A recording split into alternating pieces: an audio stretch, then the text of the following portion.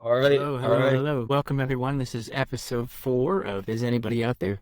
And today's topic will be anger. So I guess to start off this episode, I'll mention a movie clip that I keep kind of going back to from the movie The Angriest Man in Brooklyn with Robin Williams, and that was sadly, I believe, the last movie he made before he passed away. Was it? Yeah.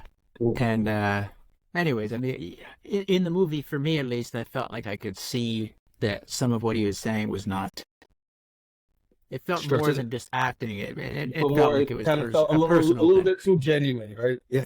Yeah, yeah, exactly. And it's sad too, because I'm a big fan of his, and he brought so much joy to a lot of people, and then deep down he was pretty tortured inside. So that's sad when that Nice. happens. This, Um, this, Yeah. Well, on the topic of anger, so in the movie, he plays a character of a guy who's always angry, and he's kind of ostracized and pushed his family away, thinking that kind of he was making the right choices in supporting them, but really it was kind of breaking his marriage apart and his relationship with his kid.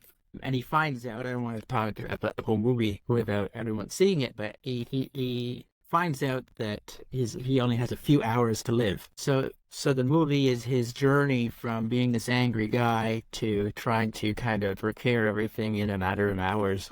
And so, yeah, I keep going back to that clip where you should look it up. It's on YouTube. He discusses how he felt that anger was his refuge and his shield, and the way to get through all the pain that he experienced in his life. I think And so, I can relate to that. Like yeah, I can relate to that in a sense where I can't really view a world in which I'm not angry. You know what I mean? yeah, Because when I'm angry, I'm not afraid, right? So when I'm angry, I'm not mm, anxious. When I'm angry, I'm not yeah, depressed. You know, so yeah. It's like, when I have to deal with somebody, I can deal with someone better when I'm angry. Even if I'm calm about it, I can deal with them better when I'm angry because it kind of suppresses all of the other, I guess, weaker emotions and makes it easier yeah, for me to handle the situation, right? It's not healthy. 100%. Yeah, yeah, Yeah, and it definitely, yeah, like you said, it kind of narrows your ability to multitask with other emotions. And so, I mean, right, right, right. I related a lot to his character, because throughout my life, and at least as a teenager, I hit the stage where, when you're a kid, you rely on your parents for everything, and then once you're a teen, and I know I'm not alone in this, you realize that your parents actually don't know everything, and so you're kind of like, okay, screw this, screw you, screw the world. That not everyone's like that, but I know a lot of people who have that You know, experience where they get everybody rebellious, and then reaches that phase where it's like they just say the people who I thought knew everything and were like just the pinnacle of information and just authority really didn't have it all together. You know what I mean? mm, And yeah, I'm afraid yeah. for like when my kids get there. You know? Yeah, yeah, it's a worrisome time, and it's one of those things too where it's natural, right? It's part of the growing up, becoming an It's a adult, natural and progression. yeah, exactly. And for me, that obviously manifested in becoming rebellious, in going to school, and the various things that I did, drugs mainly, and drug-related things. And so I felt like as a kid, I had been kind of tortured by the world around me and disconnected, and that's no fault to my parents. They raised me very well, but I was angry, and so my attitude was when I was a teenager. Literally, my attitude was that I will make sure that I screw over everyone who had put me down, and like that was my idea of being a man. That was my idea of growing up, was to kind of exact revenge. And I don't mean physical, but kind of like, I'll show you type thing.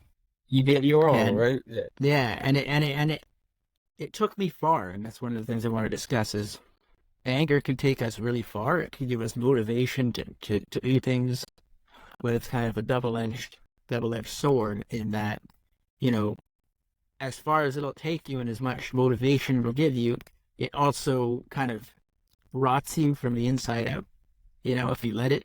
Uh, I relate to you, Ty, and what you were saying about kind of not just the narrowing of your kind of vision, but also just like I'm that type of guy. When I'm angry, I don't like burst out and Say it. scream at people, fume inside. And I know that that's not a healthy way of dealing with anger because for me that leads to just holding it right.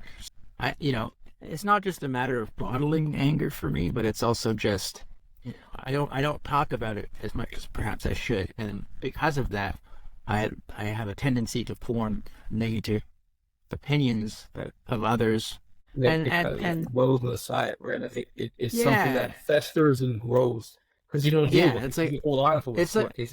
It festers and it yeah, grows and it rots you out from the inside. You know what I mean?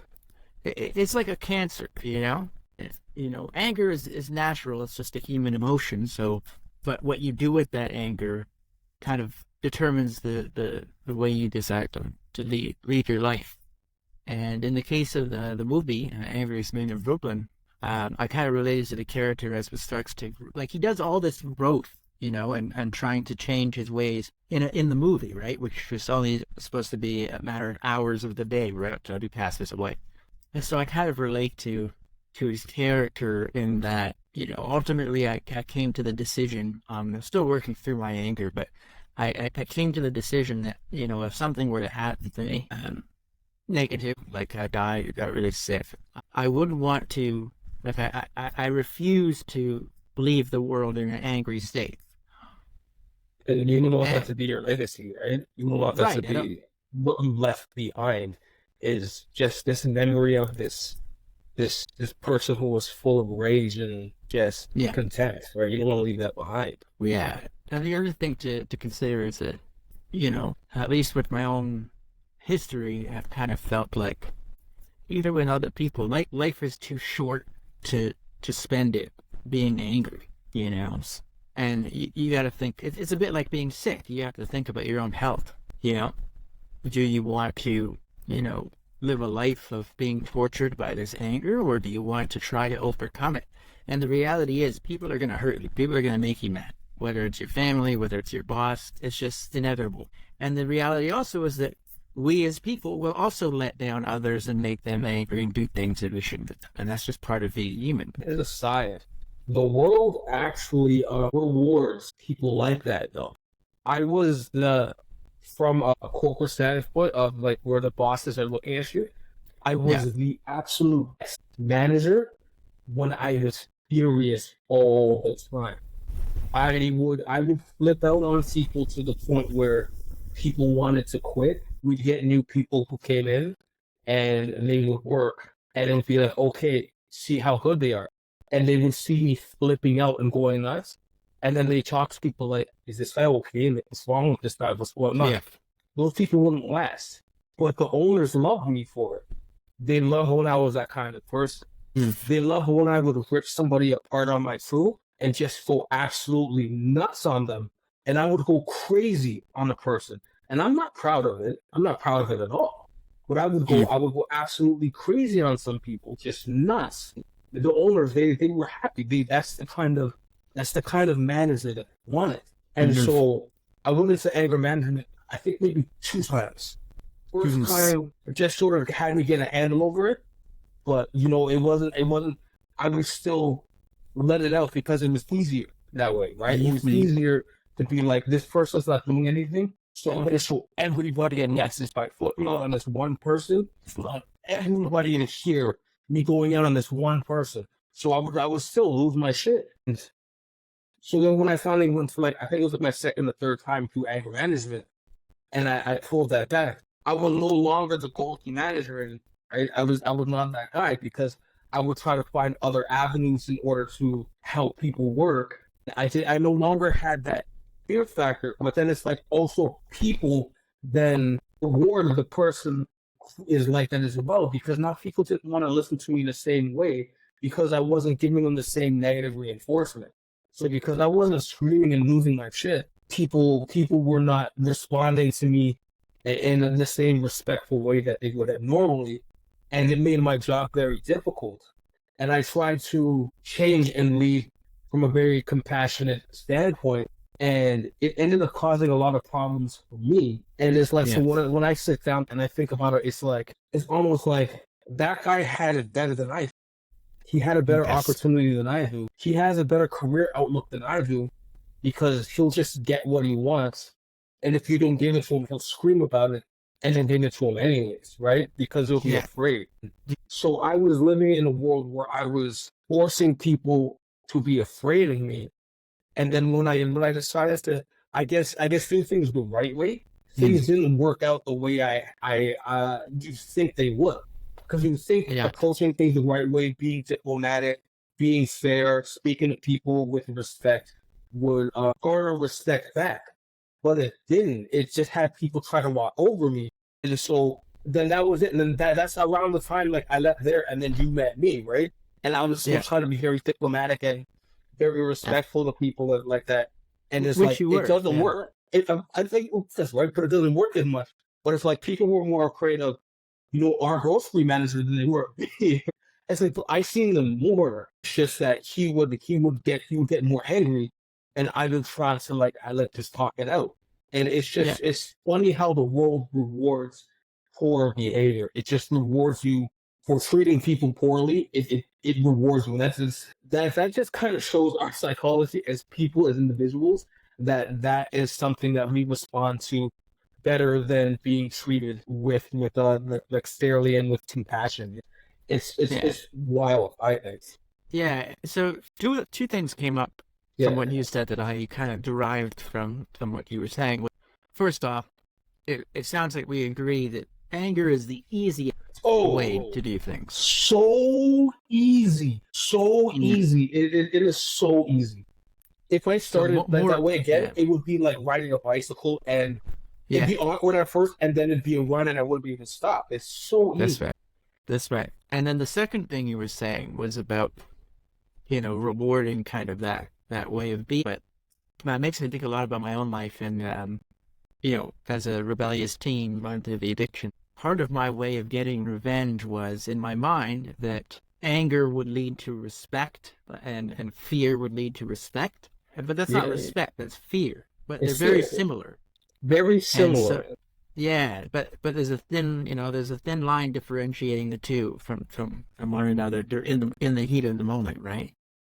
So yeah, and I think a lot of it's a shame, but I think we all have to kind of try to imagine a world again with more compassion and respect that way, and wanting the best for oneself and others instead of okay, in order to control these people, in order to kind of corral them and keep them in their place, I have to show them little respect and be angry and you know, but it's a shame that seems, seems to be a running human trend. And even if you look in history, there's been many times where, leaders of different nations and whatever has tried to enforce whether it's slavery or hard, rules or, high taxes even, right? That was their way of keeping people in line. And Yeah. ultimately, obviously, I'm sure you know, and definitely I know, and most people know that that's not a good way of doing that. No, Um, it's not. It's not. That's the messed up thing. Is just that it's not the right way. It's just like the problem. The problem with the world, I think, is that sadly it works. You know what I mean? And maybe not perfectly, but it's the easiest solution, right? That if I come and I just devastate you, and then I say it will be worse if you don't comply. Then it's like, well, I'm just going to comply, and then yeah, I can have you for generations because you're just going to be afraid. Each generation is going to be afraid of what I did to whatever I did to you. Every generation is going to be afraid of, and so it's like just that force and that rage and that just the carnage of an incident, yeah. and it carries over, right? Hmm. And so that's why it's like even employers, they try to act like they don't. They want somebody who's able to do it without getting caught. You know what I mean? They want somebody who's able to treat people in such a poor way that they listen without it causing things to stir up, right? And that's kind of their hope. Because whenever anybody gets in trouble for being mean in the business, they're just angry that you got caught for it, that somebody complained about it. They don't really care. They don't care about the individual employee. They just don't want anything to come out of the treatment that you're giving them. Because if they listen, they don't care, right? And it's annoying that we work that way, but fear is a very powerful motivator. Fear Yeah. is a very, very powerful motivator. And Flash. that's what anger does. Angry people make people afraid, and in turn those people who are afraid do what they want them to do. That is not it's not right. You know what I mean? And like, I don't know any better way to put it is that's not how we should be interacting. You know what I mean? There's better ways. Yeah, yeah. And in terms of workers or even people, like I said, historically, people who are afraid of somebody, as soon as something bad happens to that person they're afraid of, they're gone. So, but really, the goal is like if you want to have, let's say you're an employer and you want to have loyal employees, anger is not the way to do it, right? No, Obviously, they'll be afraid, and that it's like a false sense of respect, but that there won't be loyalty. There's no allegiance no, there. So no. if something were to happen and the dynamics switch suddenly, they'd be gone. And the other thing is to, in general, if they keep being angry and not treating people with compassion and kindness, they leave. Like at a certain point, they're just too tired of being abused, so they leave. So, so that's obviously with, obviously I won't mention the name of the place, but our old workplace, that's Yeah, why I left. I was like, what? There's nothing here for me. I'm already getting mistreated. So I left. you know, so that's what caused, such a high turnover. I it's mean, because it's a lack of loyalty. It's a lack of yeah, loyalty. in the 2.5 years that I was there, I saw 40 people leave. That's wild, man. That shouldn't be happening. That's what you make it at a certain point. You think we're still used to being. They leave. So, yeah. But I guess, yeah, as we've said, really, And then the like goal take is to that figure out a different way. and it's like and then you take that and then you turn that on like your family and your friends and you try to think of what kind of a relationship are you really cultivating when it's born out of anger and fear. You know what I mean? Well, Your kids are yeah, afraid of you so they show respect and love you because out of fear. That's not love and respect. That's fear. yeah, It's not the same thing. You're not building a strong relationship. You're building a relationship solely on the fact that they're afraid of you, and they'll go up and eventually not have yeah. that same level of fear that they have for you. Then where's the basis for your relationship, right? Where's the foundation that when the fear is gone? Yeah. And you said an important word, if I think this Rafisha discussed instances who say cultivate. And I Yeah, would say that showing anger is not cultivating. It's counterproductive yeah. to It's cultivate, right? counterproductive. It's And I it's can burning say, the phase. yeah, and I can say that, one day I want to say Brian's kids. I don't want them to be some angry people. I want them to be better than I am. Right? Better than the others. So, I mean, for lack of a better term, I'll talk about the line, violence begets violence, right? So it's similar with anger. Anger begets anger, It's what kind of world do we want to live in? And ultimately, you and I are going to be, gone at some point, and there'll be people who are younger than us who are going to be the leaders of the future, and we want them to be angry and, you know, counterproductive to the humanity, to building a world of peace, and something interesting is in my religion, we often talk about praying with peace, and I have trouble with that, and not trouble with it in literal words, but I don't think I will live in a world where there is complete peace. But I do pray for future generations and the leaders in the world currently and in the future to have the wisdom to try to make a world where there is less, yeah, more peace. But, I think it's human nature that there will be unrest and a lack of peace. So, I don't necessarily think that we will have a world of complete peace because there's always something going on somewhere, whether it's the So Middle East or the Congo or wherever. And there will always be evil, and there will always be these different things.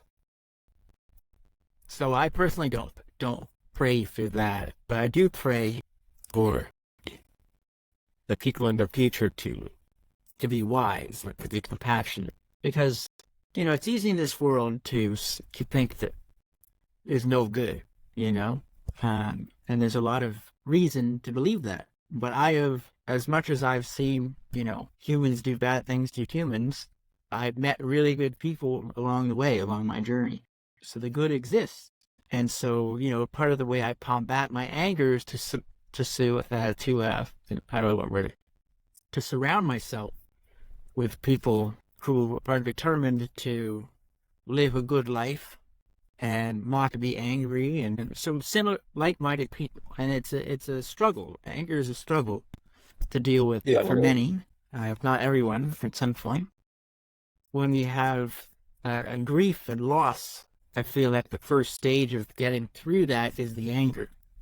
yeah, yeah. No, I can agree with that. I can agree with that. It's like anger is like this protective armor that just kind of we put on when everything becomes a little bit too difficult, Mhm. and we put on this protective armor, and it helps us get through it. Like, and I say a lot of the times is if we don't experience the problem or whatever it is that is hurting us, we're not going to be able to deal with it. So anger can shield us through the problem, and then we get to the other end, and we really don't know how to feel. The goal you call was anger, and it shielded us from all of the little nicks and bruises that we would have got along the way. And now we're here and we're empty. All we have left is just anger. And we have to keep shielded from the pain, from all this pain. So we don't want to get rid of the anger. We can't get rid of the anger because the anger is the thing that protected us, that got us this far. Anger, I use anger to, anger helps. It dampens my anxiety. So when Yeah. somebody is like, if I have a confrontation with somebody, I'm not I might not scream at someone and I yell at you, but if I let that anger well up, I'm no longer anxious, so I can deal with the confrontation because I let myself get peak angry, and I can deal with the confrontation, and so it becomes almost like addictive in a way because it's a crux, right? It's Because you then I rely don't on it. have to I don't have to emotionally deal with the fact that I'm being confronted because I'm angry. So as soon as I'm angry, I no longer have to deal with that. And then so you feel this kind of sense of power, especially because it's like I can now exert my will onto you is what I'll do when I'm angry. So if I have like a truck driver who comes in and he's getting a little bit lippy, no, I get to peak angry. And then I start exerting my force onto him because he's in my store. I'm not in his store, Mhm. he's in my store. So Yeah. I can start pressuring him and exerting my will. And there's Mhm. not much he can do about it because he has to wait for me. So now I'm in a position of power. So then it's easy to take that position of power. A customer makes you angry. It's easier to get angry and take that position of power because they need the product from you. Because it's not my money, it's not my business. So regardless if you buy something, it doesn't affect me. You need something. So then I can exert my will on you because I'm angry, it gives me the confidence to do that. It just becomes such a poor crutch for human interaction because now I'm just exerting this negative force onto somebody else simply to make my day easier. You know what I'm saying? Like, and it is solely so that I don't have to deal with a complex situation of having to help you handle your emotions. Yeah. It's really it's silly, but it's like I feel so in control, so yeah, I don't Mhm. want to let that go, and I hold on to that and just even in just emotional situations in my life, it's just like if I'm aiming to have, I'm ambitious to have all these things, but if I approach it from a standpoint of, I guess, understanding and trying to figure it out, there's too many nerves attached. If I approach it of I'm owed this, I haven't gotten this, why couldn't I get this? He's like, I'm gonna do this. He's like, I'm gonna show just like straight out of anger, everything that it can help me get further because I'm not. being. It's not affecting. I'm not gonna get the self doubt. You know what I mean? Because Mhm. I'm approaching it like I deserve it. I'm owed it. I need this. Why can't I have this? The world owes me this. And so I'm not letting the self doubt set in. I'm not even dealing with those insecurities. Right. And I've done it in my life. And when you get to the other end and then you realize all those insecurities are still there, and then they hit you after you reach that, it kind of makes the end goal, a little bit more difficult to hold on to when you're assaulted by all the insecurities that you put off because you let your mind believe that it was something that you had to be angry and fight for. You know what I mean? And then, like, I use it as a shield all the time to help reduce, I guess, the strain of my other emotions. And it's not effective because it's just all it does is eat at you. Even if I don't outwardly show I'm angry, it's Yeah. it rots me inside. You know what I mean? It's heavy on me. It's tiring to hold on to. It's tiring to bear. It's tiring to have that on my back all the time because even the anger is something you have to maintain, especially when it's something you have no right to be angry about in the first place. If you know what I mean. So even that it is still is its own burden. And yeah, I mean, for me, my problem is putting down my field of story, for sure. And I get tired of carrying that weight, battle after battle. But some of the battles are battles that I fought because people reminded me of my insecurities, and that made me mad. The other thing I want to say, for what you're saying and for what you said was, I think of anger a lot as a band-aid. It's not Yeah, a fix for a situation. It's a temporary fix, but there's still what led to the trauma that caused the wound, and what are you going to do to minimize the pain in the future. It's not as simple as just the band-aid. And anger is like the band-aid in the first aid kit of life. Like, it's the yeah. first thing that people grab because it's the easiest. But ultimately, we have to look at the broader picture and what led to the injury and what we're going to do to prevent the anger that it might cause, or dealing with it in another negative way, right? So yeah, what do you think? Now, you want to call it? Yeah, we can call it whatever, man. This was a fun one. This is we can go on there's so much fantastic stuff there we can talk about. I'm not. I'm not. And then we always have big chats. So yeah, I'd say let's talk. Let's wrap this one up and then Wrap. let's keep on going because there's we just kind of fast people saying it's idiots that Yeah. So how about next week we visit loss, disappointment, and grief as our okay next episode.